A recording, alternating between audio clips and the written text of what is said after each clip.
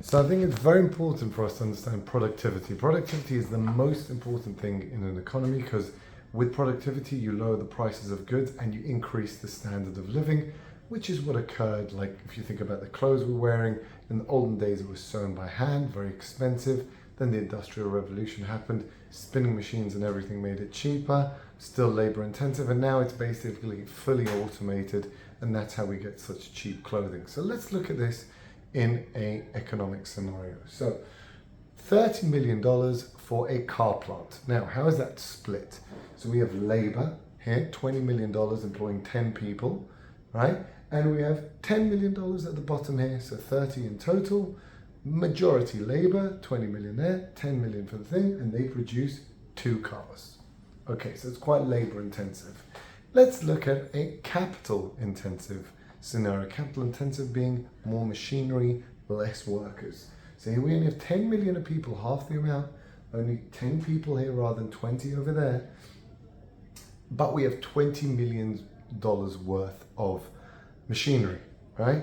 And that is also allowing us to make 2 cars. So productivity wise, you would say the productivity of this side of per labor, the labor productivity is much better. Why? Because I've only, for each person here, he produces double what each person there produces.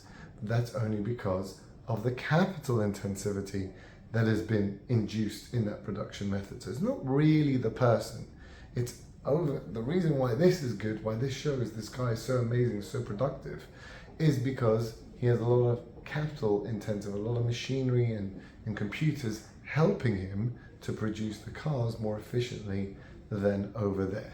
So now let's see what's happened in our environment nowadays. So now this would be good if it was a free market. Nowadays, we don't have a free market. We have the Fed and our government's pumping tons of money.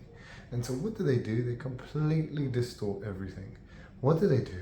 They actually print so much money that this plant is not 30 million anymore. It's $300 million to make this plant. And why? Because as we see at the bottom over here, it's no longer 20 million in capital, it's 270 million in capital. Why? Is it really going into production? No, it's exactly the same as before. 30 million split between 10 and 20, exactly the same. The 270 million is used in speculation and asset inflation. It's not actually used to any benefit of society at all. And that is what's currently happening. The government has been doing QE for 14 years now, since 2008.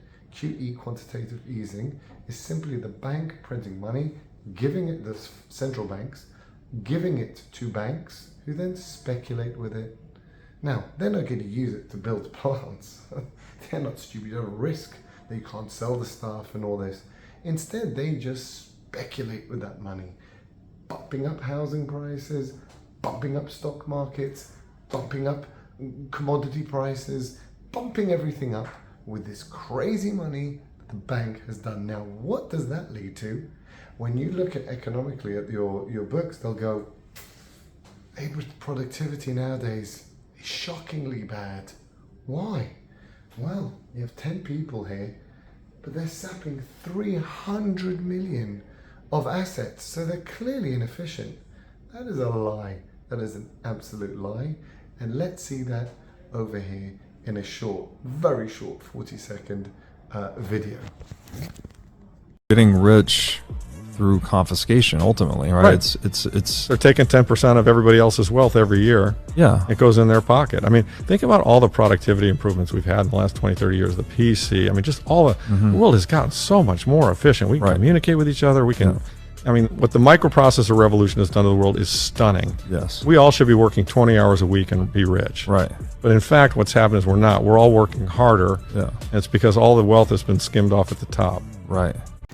So really, guys, I hope you understand what we're getting here. What we're getting here is this scenario. We're getting less and less labor, 20 million, 20 people to 10 people making the same amount of cars, very productive, really, really good. But we're not seeing the fruits of that. We're not seeing the lower costs and the higher standard of living. Now, if you look at our parents' generation to our generation, then they got, as I said before, one real wage, The partner, one of the partners stayed at home, raised the kids.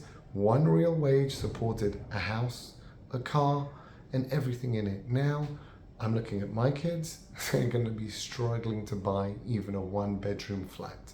Asset inflation has killed them. Their wages have stagnated. What can they buy with it? They can't really buy much. Now people aren't even going on holidays. They just did a survey in America. A lot of people aren't going on holidays due to spending too much on petrol and food. And they can't go on holiday. The standard of living has collapsed. You might think you've got a higher standard of living than your parents because you've got a phone and they didn't have a phone. That is not true, because for them a Walkman was the same as a phone now. The technology is totally different. But their standard of living, the amount of hours they work, we work the most hours ever compared to our parents. They went home at 5 o'clock, they had full weekends, and everything was rosy and dandy. They never had to come back home and switch on their laptop. There was no such thing as that. We are living in the most productive generation. If I think about my own work, we used to have files of papers when I joined. Files of, loads of papers I used to bring back and look over them and give them to people. Then we moved on to email, so people would email me the work and I would store it on a shared drive. And now we have a system. We have a system that we can get the stuff and disseminate it and look at it all on the same system. So highly efficient now. But am I getting the higher pay in my work because of this? No, I'm not. Real wages, I'm probably down like everyone else, right? Compared to inflation, to your wage inflation, we're probably down. That's just the way it's worked everywhere. So where has this money gone? The speculation. It's gone to the big boys who just keep skimming the money. They refuse to build actual plants. Oh, you actually want to build production? Very difficult. You want to hedge 100 times on the stock market as a Robin Hood trader? Yeah, we'll give you the money. 100 times hedging? Yeah. So imagine what the big boys are getting. This is corruption, guys.